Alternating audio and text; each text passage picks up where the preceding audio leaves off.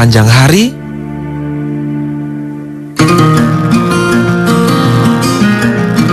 Saatnya Anda mendengarkan Berproses Menuju Kesejatian Diri bersama pemikir spiritual Siwo Agus Hidayat.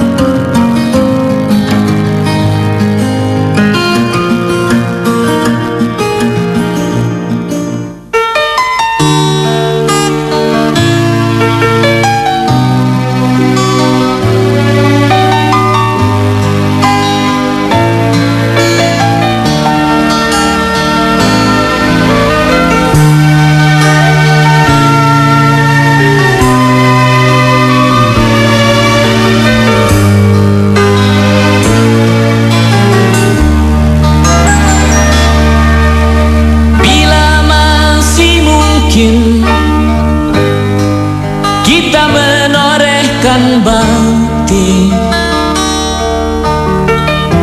atas nama jiwa dan hati tulus ikhlas, mumpung masih ada kesempatan buat kita mengumpulkan bekal perjalanan abadi. Ho ho ho.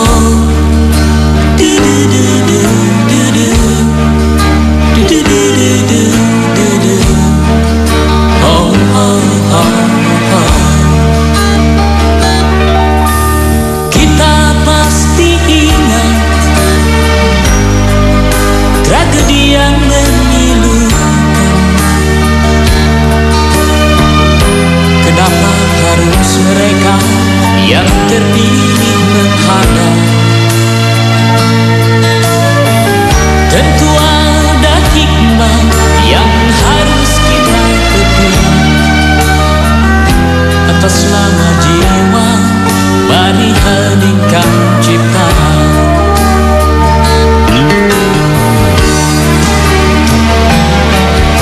Kita mesti bersyukur bahwa kita masih diberi waktu. Entah sampai kapan, tak ada yang bakal dapat menghitung. Hanya atas kasih-Nya, hanya atas kehendak-Nya, kita masih bertemu matahari. Kepada rumpun dilalang, kepada bintang gemintang, kita dapat mencoba meminjam catatannya. Sampai kapan kegerangan waktu yang masih tersisa? Semuanya menggeleng, semuanya terdiam, semuanya menjawab tak mengerti. Yang terbaik hanyalah segera bersujud, mumpung kita masih diberi waktu.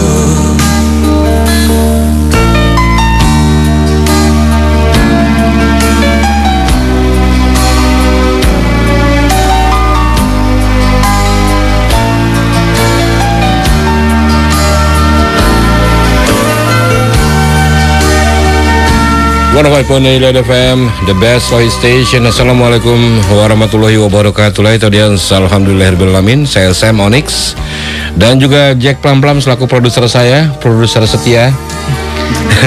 Ada Sarif Mokodompit juga sebagai teknisi kami yang akan menemani Anda semua tadi sampai berakhirnya acara Berproses Menuju Kesejahteraan Diri untuk edisi hari ini, hari Kamis tanggal 13 Desember 2012.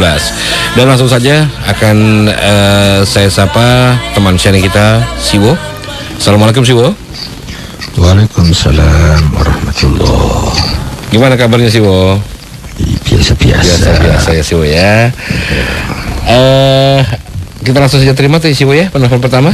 Baik, silakan audiens di 0213983596. bisa Anda pergunakan. Assalamualaikum. Waalaikumsalam. Siapa ini? Yogi, Bekasi Selatan. Yogi, Mas Yogi silakan. Iya, mau nanya, Mbak. Itu kan ada kata-kata bijak. Kesempatan tidak datang 2 kali. Kalau kesempatannya salah, apa harus diambil, Mbak? Mohon sharingnya, Mbak. Makasih, Mbak. Oke, baik. Bisa dimengerti ya, Siwo ya? Bisa ditangkap ya? Ya. Oke, baik. Terima kasih, Yogi di Bekasi. Silakan Siwo, sampai kita buka acara. Monggo Siwo.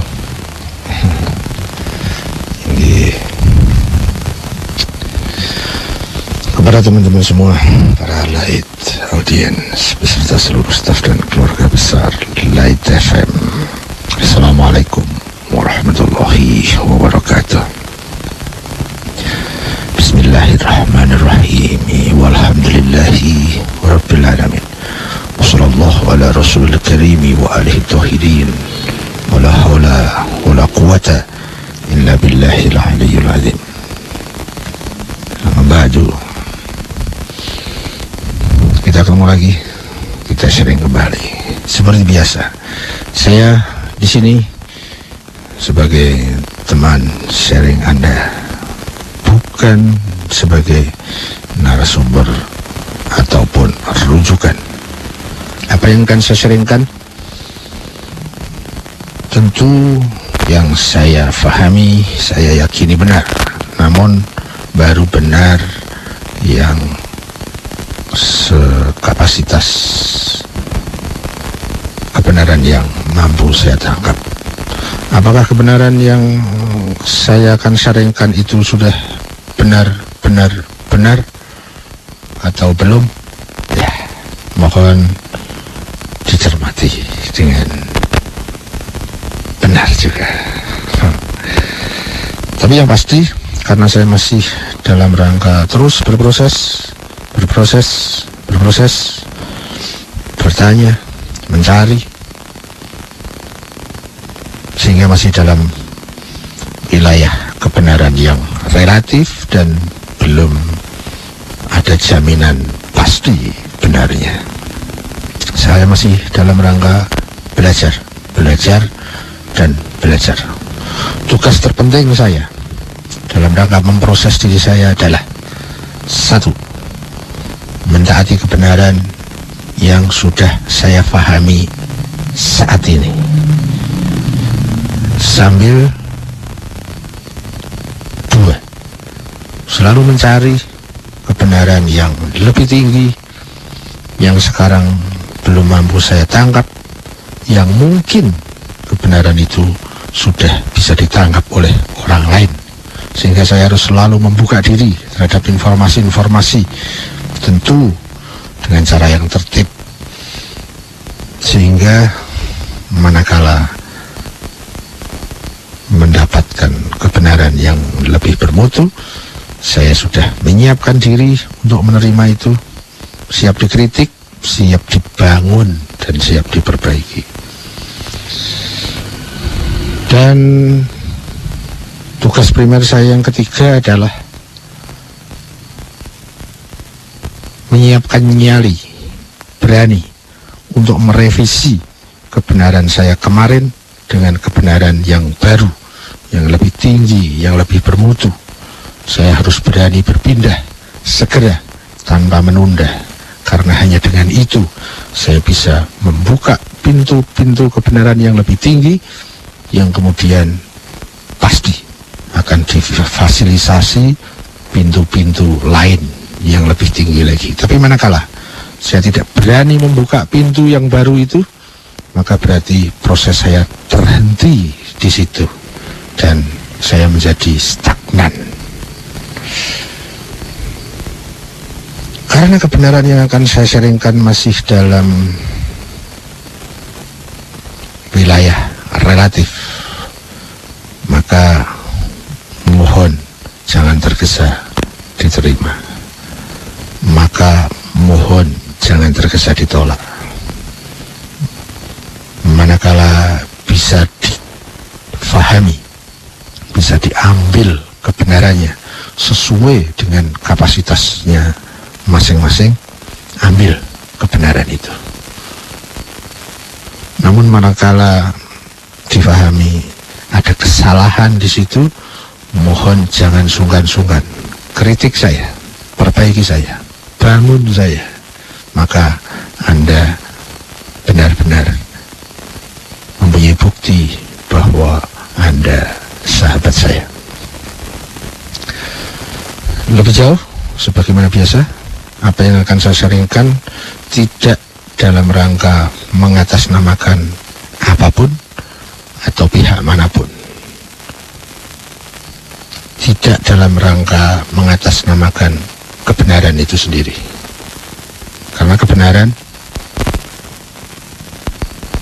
ada dua, ada kebenaran yang mutlak, pasti benar. Itulah kebenaran yang saya dambakan.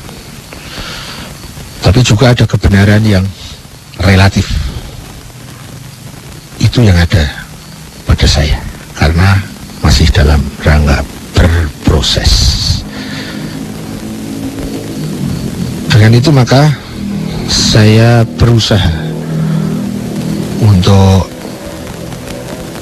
meskipun hanya dalam kata,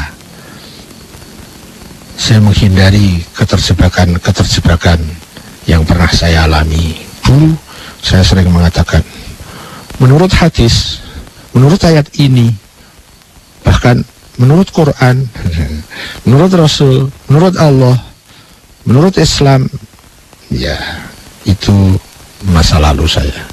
Saya terlalu berani, saya terlalu pede. Pengalaman demi pengalaman mengajarkan kepada saya, dan saya harus ambil hikmah dan pelajaran itu. Saya hanya bisa mengatakan menurut yang saya pahami, belum menurut hadis ini atau menurut ayat itu, apalagi menurut wakil Tuhan, menurut Tuhan. Tidak, saya hanya berani mengatakan menurut yang saya pahami. Kalaupun saya memahami sebuah ayat, itu baru pemahaman saya, tidak mewakili ayat itu. Kalaupun saya memahami pihak-pihak tertentu, itu baru pemahaman saya, belum tentu sesuai dan pas dengan pihak-pihak tersebut. Sehingga mohon dimaklumi kalau saya sering mengatakan, menyertakan kata saya di situ sepanjang yang saya pahami. Kalau salah, saya jelas yang salah, dan mohon teman-teman bantu saya memperbaiki kesalahannya. Demikian teman-teman, mukadimah wajib saya. Saya berusaha melaksanakan tugas sebaik-baiknya. Antum penjenengan terserah mau konsentrasi tugas atau tidak. Kembalinya juga kepada masing-masing kita sendiri. Kita masuk ke topik pertama dari Mbah Yogi di Bekasi. Beliau mengangkat satu kata-kata bijak. Ya, bahwa kesempatan tak datang dua kali. Nah, jadi mesti kita ambil, mungkin maksudnya begitu. Tapi, lah kalau kesempatan itu salah, apa ya harus kita ambil? Ini kalau menurut saya bukan kata-kata bijak, biasa-biasa saja, dan masih bisa dikritisi, paling tidak menurut saya. Karena kesempatan itu banyak sekali, tidak hanya datangnya sekali dua kali, banyak kesempatan itu datang. Jadi kesempatan banyak datang, bahkan berkali-kali, bukan datang hanya sekali. Ya,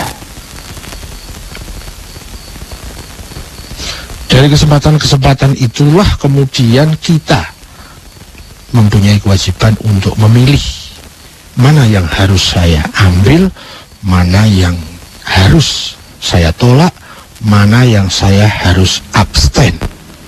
Kesempatan itu banyak sekali, beragam, berjenis-jenis.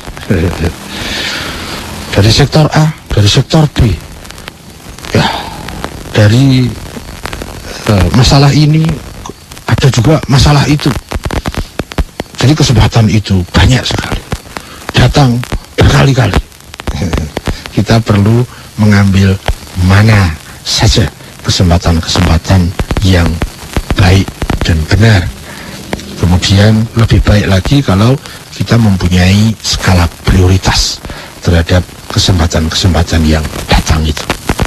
Jadi yang bisa saya tanggapi, Mbah Yogi, itu bukan kata-kata bijak. Meskipun mungkin sudah menjadi sangat terkenal dan dikenal sebagai kata-kata bijak, tapi menurut saya tidak, karena tidak sesuai dengan realitas. Terima kasih Mas Yogi, mudah-mudahan tidak puas. Saya kembali ke Bung Sam. Oke, baik. Iya, terima kasih Siwo dan juga Yogi di Bekasi ya yang sudah sharing. Baik, kita coba terima lagi, silakan telepon di 0213983596 kembali saya buka. Oke, silakan. 0213983596 ya. 906 yang bisa Anda pergunakan. Oke, kita tunggu ya Siwo ya. Mudah-mudahan. Oke, sudah masuk. Assalamualaikum. Waalaikumsalam. Dengan siapa ini? Ridwan. Mas Ridwan di mana? Di Dengklok. Di Rengas Dengklok ya, silakan. Assalamualaikum Pak De. Waalaikumsalam warahmatullahi. Minta sharingnya dari Pak De tentang hermeneutik itu apa? Hermeneutik. Iya. Itu saja? Iya. Oke, baik, terima kasih Mas Ridwan. Assalamualaikum. Baik Siwo. Hermeneutik. Ini ada lagi ini kalimat yang akan saya munculkan. Mas Sam sudah tahu belum? Belum Siwo. Ini kalimatnya. Kasih tahu nggak ya? Gitu. Gitu. Emang masalah buat Siwo. Masalahnya kalau harus ngasih tahu, belakangnya kan ada lagi. Kasih tahu nggak? Halo? Iya Siwo. Kasih tahu nggak? Ya kasih tahu dong Siwo. Wani Piro. Gini Mas Ridwan, kebetulan, ya bukan kebetulan ya, kenyataan bahwa terhadap satu kata ini saya juga hanya bisa menanggapi dengan satu kalimat, yaitu saya belum tahu. Titik. Yes, Rambong. Oh, Lanjut bro. Jadi Wani Pironya tidak tahu ya Siwo ya. Justru karena tidak tahu itu. Jadi Wani Piro ya. Oke, baik. Terima kasih. Tadi siapa? Ridwan di Rengas Dengklok. Barangkali ada pertanyaan lain, silakan ya. Oke, silakan di 0213983596 kembali saya buka, dan bagi Anda yang ingin bertanya melalui SMS itu nanti di sesi kedua atau di sesi berikutnya. Ya, Assalamualaikum. Halo, Assalamualaikum. Waalaikumsalam. Dengan siapa ini? Halo. Halo, Assalamualaikum. Waalaikumsalam. Dengan siapa Pak? Dengan Semi di Kayu Manis. Pak Semi ya? Iya. Oke, Pak Semi silakan. Assalamualaikum Siwo. Monggo. Waalaikumsalam. Siwo mohon diseringkan sesuai dengan apa yang Siwo udah dapatkan Siwo. Ya. Sholat itu untuk mencegah keji dan munkar ya Wo. Tapi ada juga sholat yang dikatakan untuk mengingat Allah sebanyak-banyaknya. Yang menurut kecenderungan saya agaknya lebih berkonsentrasi dengan yang terakhir Wo. Untuk yang pertama itu banyak sekali godaan gitu Wo. Nah, menurut Siwo, apakah benar pendapat saya itu, Wo? Terima kasih saja, Wo. Ya, baik, terima kasih Pak Semi di Kayu Manis. Assalamualaikum Pak Semi. Silakan Siwo. Mas Semi di Kayu Manis, beliau mengangkat tentang masalah sholat. Dinyatakan sholat itu mencegah keji dan munkar. Tapi juga dinyatakan sholat itu mengingat Allah. Oh, saya lebih mudah yang kalimat kedua. Saya lebih cenderung ke kalimat yang kedua. Benarkah pendapat saya begini, kebenaran itu yang mutlak satu. Terkait dengan masalah sholat ini, mana yang benar, itu yang mutlak ya hanya satu, tapi yang relatif banyak, sebanyak manusia yang sedang memahami ini. Manakah yang lebih benar? Kalau jawaban saya begini, saya punya pemahaman tentang ini yang saya anggap benar. Mas Semi punya pemahaman mana yang dianggap Mas Semi benar? Ya udah, itu yang dipakai. Ya, jadi saya tidak bisa mengukur kebenaran Anda dengan kebenaran saya. Kebenaran saya adalah kewajiban saya untuk mentaatinya. Kebenaran Anda juga kewajiban Anda untuk mentaatinya. Tentu sambil mencari kebenaran yang lebih bermutu, yang lebih tinggi, yang sekarang kita belum tahu. Ya, itu yang bisa saya tanggapi. Tambahan sedikit, sepanjang yang saya tahu, kedua-duanya benar. Bahwa sholat itu mencegah keji dan mungkar. Iya, sholat yang sholat, bukan sholat yang seperti sholat, atau sholat yang memenuhi syarat, memenuhi kriteria, sehingga memang dia disebut sholat. Ya, untuk melihat itu kriterianya, syarat-syarat aturan mainnya, tentu kita butuh rujukan yang namanya ahli fikih, sehingga kita tahu syarat sholat itu apa, rukun sholat itu apa. Ya, mana saja yang wajib dikerjakan, mana yang tidak wajib dikerjakan, mana yang primer di dalam kewajiban-kewajiban yang ada dalam sholat, mana yang sekunder. Ya. Dan sholat yang sholat, sepanjang yang saya tahu, itu pasti punya fungsi, antara lain mencegah keji dan mungkar, antara lain sarana mengingat Allah. Ya,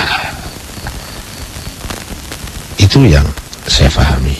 Seberapakah kebenaran yang sudah bisa saya tangkap dari masalah ini? Tentu itu dibatasi oleh kapasitas saya,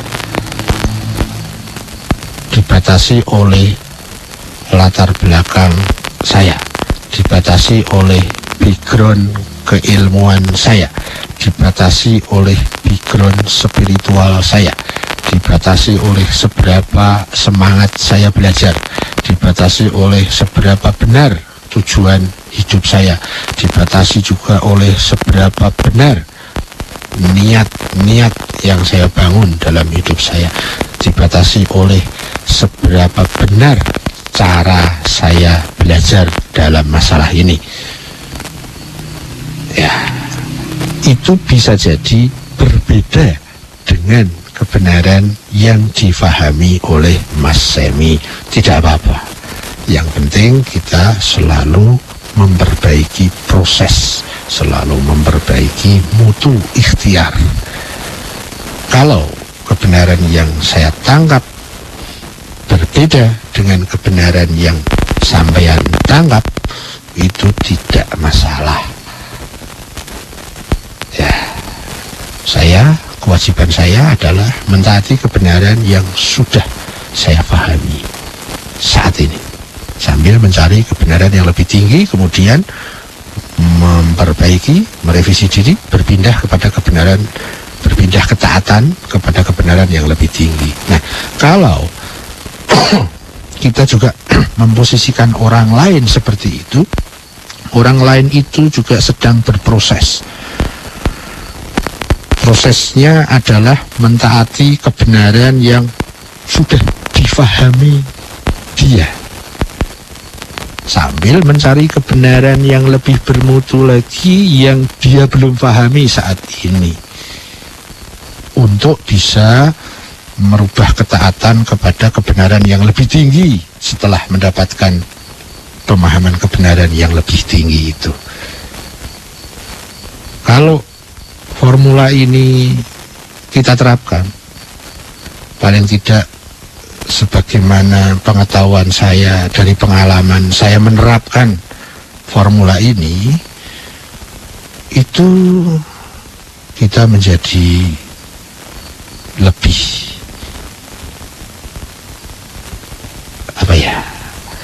lebih konsentrasi diri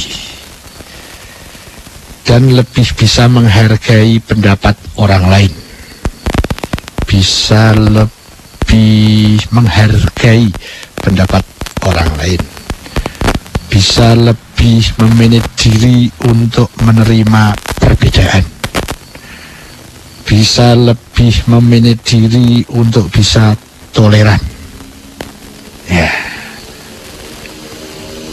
dan akan diikuti oleh akibat-akibat baik berikutnya, ya.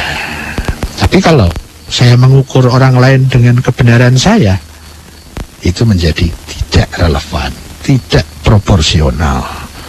Kalau anak saya ukur dengan kebenaran saya, wah, anak saya bodoh semua, anak saya banyak sekali salah-salahnya.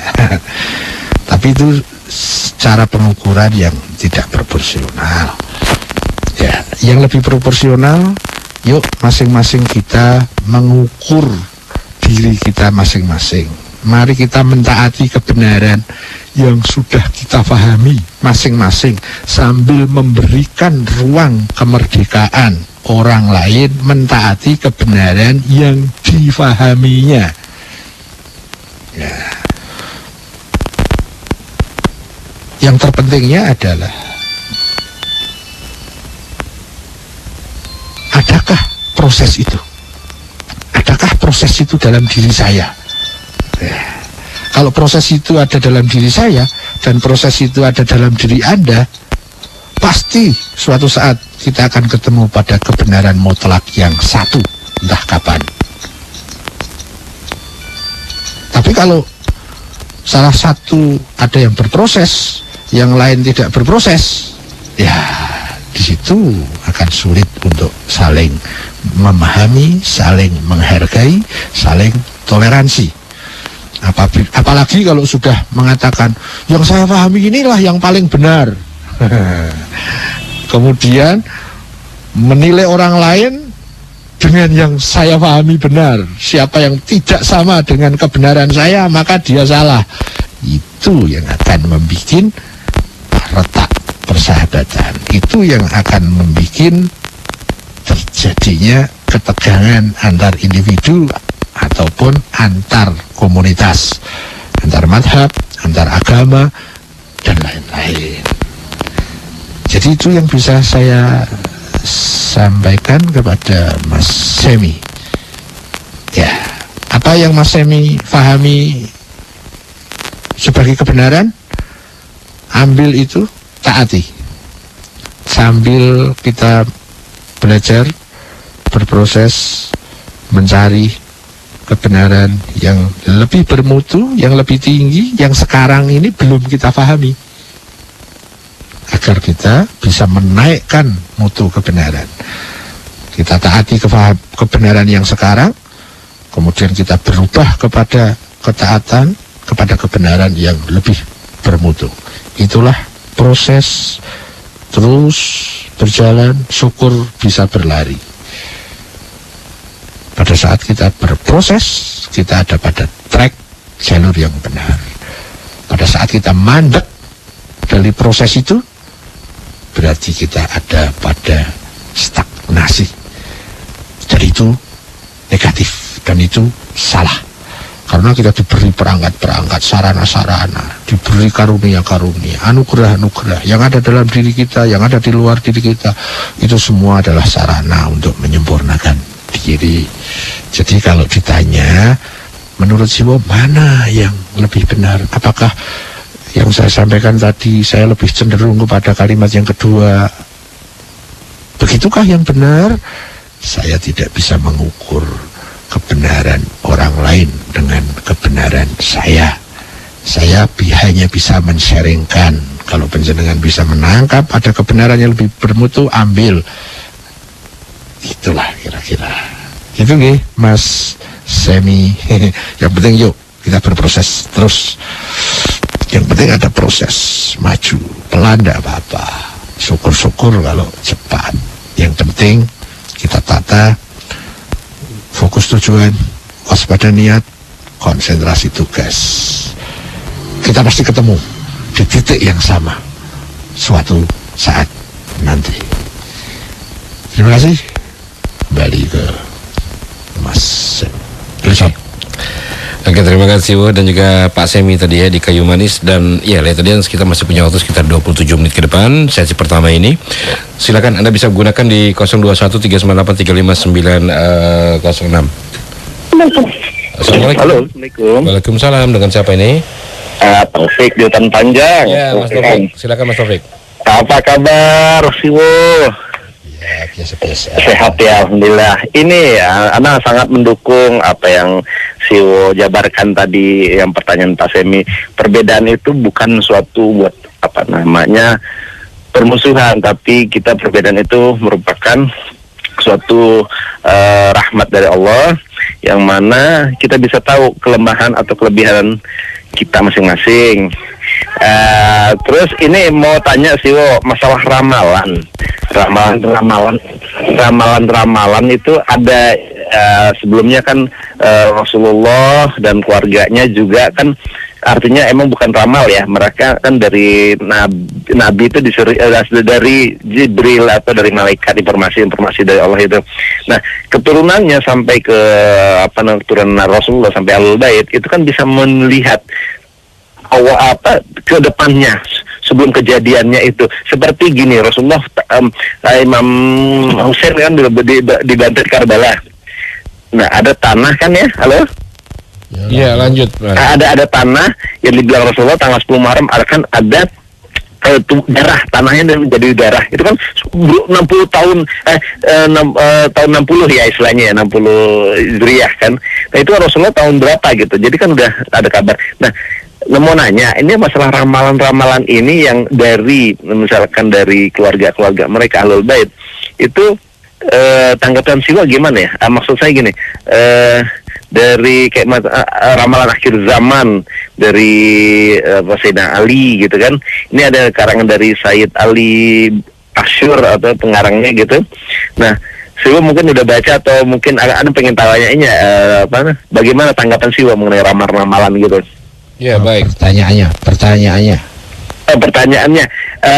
bagaimana menurut Siwo nanti ramalan ke depan akhir zaman nanti, pengetahuan Siwo ya, itu bagaimana, apakah nanti kita kayak misalkan orang Yahudi, orang Zionis ya istilahnya, Zionis itu nanti kemana gitu, dan umat Islam itu nanti akan muncul Nabi Isa Isa, terus nanti katanya dengar-dengar Imam Mahdi itu akan bersolat di belakangnya Imam Mahdi, Nabi Isa itu.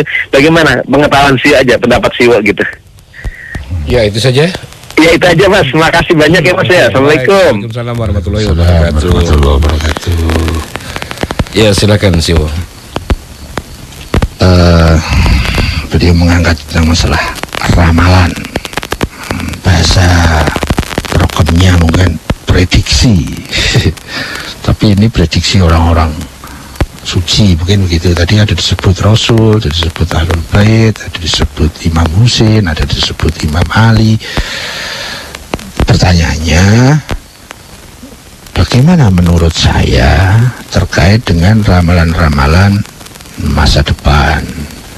Tadi indikasi-indikasinya dimasukkan, misalnya terkait dengan masalah Zionis, ada Imam Mahdi, ada Nabi Isa.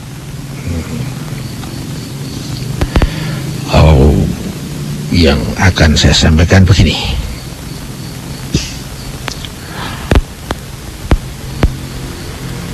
Saya akan berangkat dari khobar. Ya, khobar itu kabar. Kabar itu berita, warta. Berita. Kita sering kan dengan dengar berita yang tertulis, yang pakai audio, bahkan audio visual lewat media-media televisi misalnya. Banyak sekali kita mendapat berita-berita. Setahu saya minimal paling tidak kita perlu bedakan bahwa berita itu ada yang benar, ada yang tidak benar. Maka kita harus hati-hati dengan berita.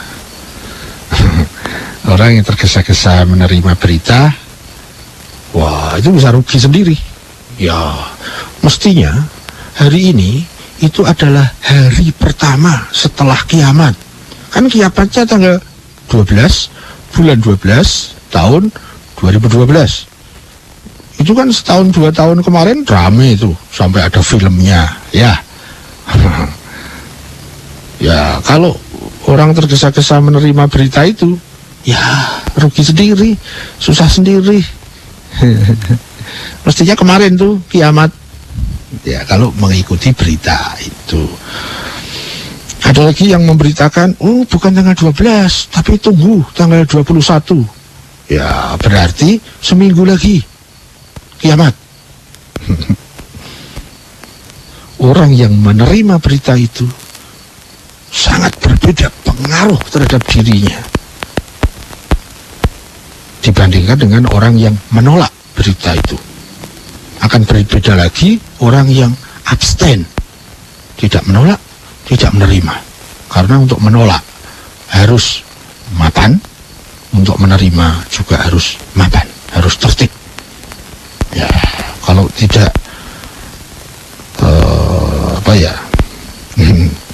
tidak jelas tertibnya, tidak jelas masalahnya, tidak mempunyai argumen untuk menerima, tapi juga tidak kuat argumennya untuk menolak, ya lebih enak, lebih proporsional ya diam, abstain. Ya, gitu. Kita sudah lewat dari tanggal 12. Kita akan menyongsong tanggal 21. Ayo, siapa yang sudah menerima berita tentang kiamat itu? Dan siapa yang sudah menolak? Atau siapa yang abstain? Kita coba tengok diri kita sendiri-sendiri. Saya memposisikan diri ada di mana terhadap berita itu. Ya, itu tentang berita, tentang khobar. Ada yang benar, ada yang tidak benar. Untuk menerima dan menolak, kita harus tertib. Kalau tidak, ya kita sendiri yang rugi.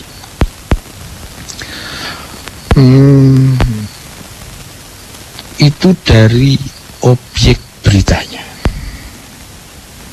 Kalau kita tidak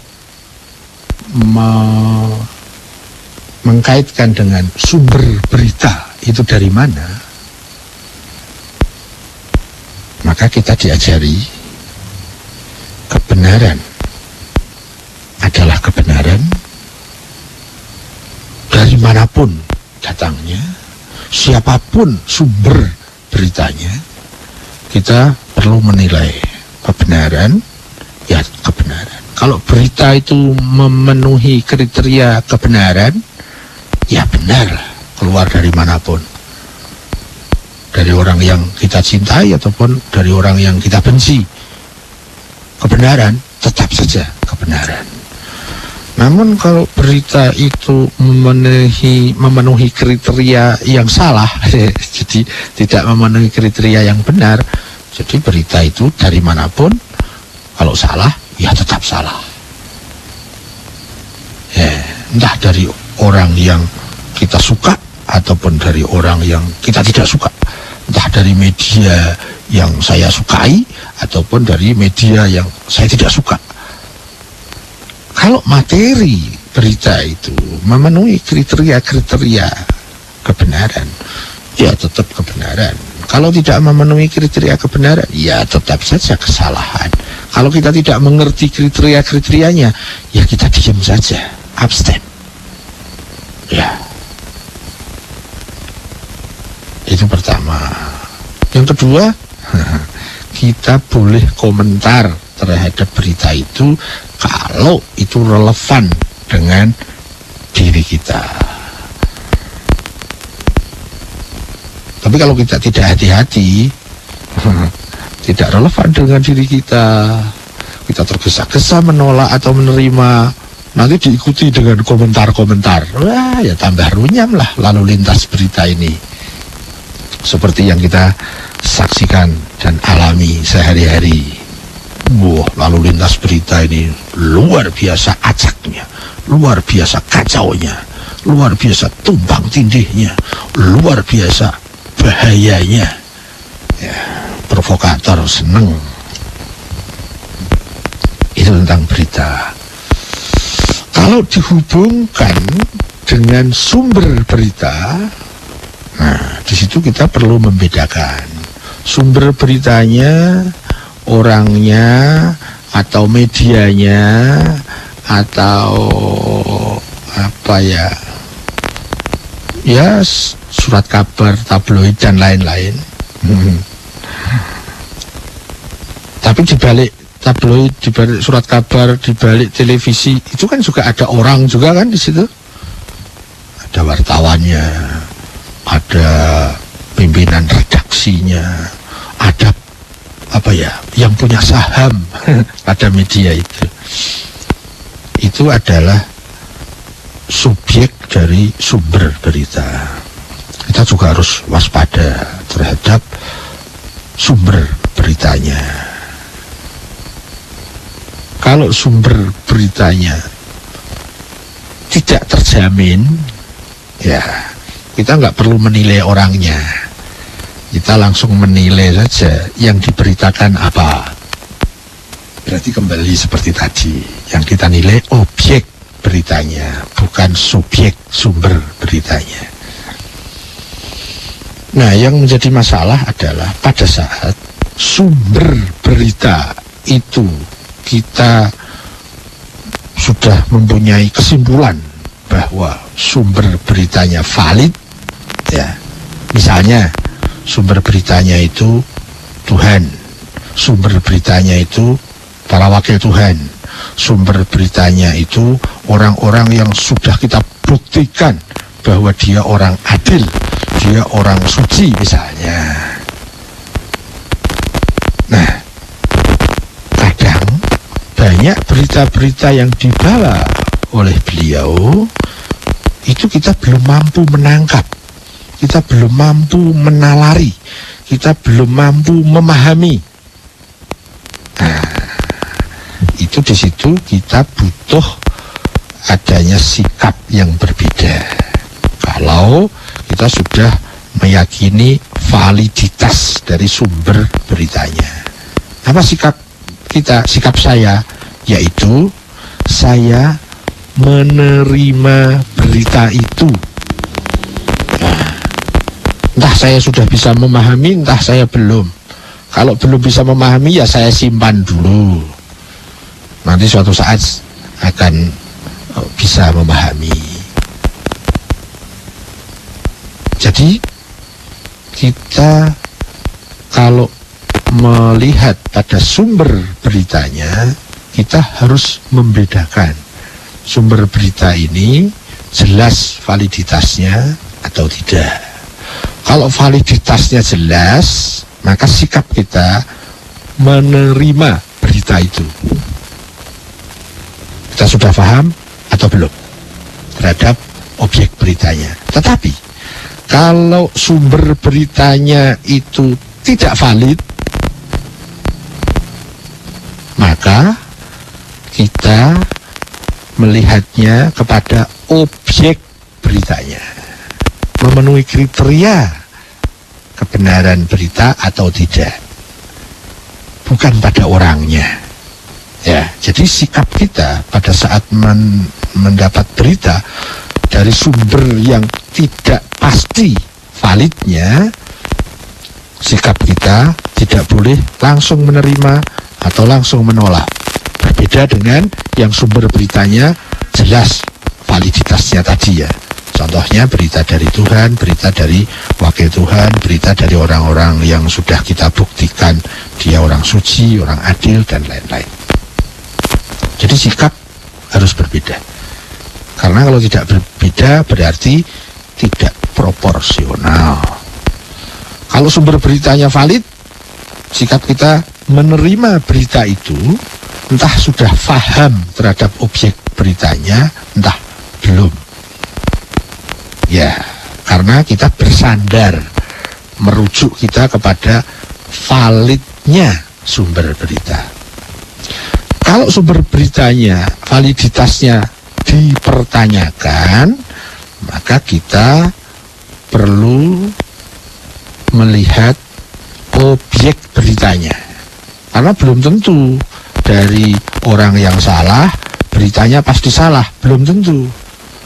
Yang perlu kita cek adalah berita itu memenuhi kriteria atau tidak. Kalau memenuhi kriteria, kita terima berita itu. Kalau tidak memenuhi kriteria, kita tolak berita itu. Kalau belum jelas kriterianya yang mana, kita abstain, diam. Ya. Berangkat dari situ, saya mau masuk ke pertanyaan. Di antara berita itu ada yang jenisnya adalah prediksi atau ramalan. Tapi itu juga masuk pada wilayah berita. Cuma ini berita terkait dengan hal-hal tertentu, terkait masa depan dan lain-lain, yang sering juga disebut dengan prediksi atau ramalan. Nah, pada saat kita menerima berita tentang ramalan dari sumber berita yang valid, maka sikap kita pertama adalah menerima bahwa berita itu benar. Meskipun kita belum paham, belum bisa merasionalisasikan, belum bisa menalarkan, tapi sikap kita terima dulu. Sudah paham atau belum? Yang belum paham disimpan dulu. Suatu saat mungkin bisa dipahami. Ya. Nah, kalau sumbernya itu dari Tuhan, dari Jibril, dari Nabi, dari orang-orang suci, dari orang-orang adil, begitulah sikap saya. Saya terima. Karena saya yakin dengan sumber beritanya, sumber yang memprediksi. Ya. Itu sikap saya. Apapun yang diprediksi oleh beliau, saya terima. Meskipun saya belum paham. Ya, cuma nerima saja. belum paham kok. Ya. Berbeda pada saat sumber beritanya itu tidak jelas validnya, tidak jelas dari mananya, tidak jelas sumber informasinya itu, apakah dia orangnya bisa kita rujuk, bisa kita sandari dengan keyakinan yang jelas bahwa dia itu memang relevan untuk dirujuk. Nah, ada jaminan saya merujuk ke dia. Tapi kalau itu tidak jelas, ya kita harus uji sekemampuan kita prediksi-prediksi itu. Ya, misalnya prediksi tentang 2012 kiamat. Itu setahun 2 tahun kemarin ramai banget. Sampai pada waktunya tahun 2012 diam. Nggak ada tuh yang komentar. Nggak tahu kenapa. Itu menurut saya sumbernya tidak jelas. Sumber beritanya tidak jelas. Kemarin dulu ada teman light audience kita yang mengirim SMS ke saya. Siwo, menurut Siwo bagaimana kalau mendapatkan SMS yang di situ memakai kata-kata Allah, pakai ayat, pakai hadis, yang kemudian menyatakan sebarkan SMS ini 20, kalau tidak maka Anda akan celaka. Saya menjawab kepada beliau tadi, kalau menurut saya SMS ini tidak bermutu. Kalau saya dapat SMS yang seperti itu, langsung saya delete, langsung saya hapus. Kenapa? Karena materi beritanya sangat tidak memenuhi kriteria kebenaran. Belum lagi sumber beritanya tidak jelas. Ya, pernah juga saya dapat SMS pada saat yang beberapa waktu yang lalu. SMS-nya itu berbunyi begini: seluruh umat Islam seluruh dunia memboikot Google. Maka diserukan kepada saya, mari boikot Google, sebarkan ini minimal kepada 20 orang misalnya. Saya tanya kepada yang ngirim SMS, ini sumbernya dari mana? Yang memutuskan fatwa ini siapa? Yang saya tanya tadi jawab, tahu ah. Lah kalau yang begini-begini ini kita ikuti, ya tertawalah para provokator dan lain-lain. Misalnya seperti itu. Semakin kita sembarang dalam menerima atau menolak berita, provokator akan semakin menari dalam kegirangannya. Tapi kalau kita bisa hati-hati, waspada dalam menolak atau menerima berita, provokator tidak akan laku. Itulah kira-kira. Ayo, diri kita mau saham di mana? Di saham untuk menyenangkan provokator, atau di saham untuk agar provokator bingung? Itu intinya antara lain pada bagaimana kita bersikap diri terhadap informasi, terhadap khobar, terhadap berita, termasuk juga masalah prediksi atau ramalan. Jadi kalau disingkat begini, Mas Taufik, kalau Anda meyakini bahwa sumber berita itu valid, bisa dirujuk, bisa dipertanggungjawabkan sumber beritanya, apapun berita dari dia, tampung dulu.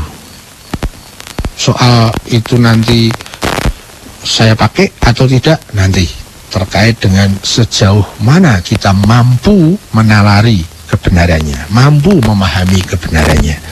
Tapi jangan ditolak. Tentu kalau itu benar-benar dari sumbernya loh ya.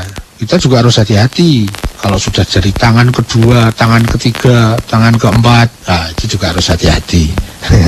Misalnya berita tentang komunitas ini sesat, misalnya, hati-hati, lihat sumbernya.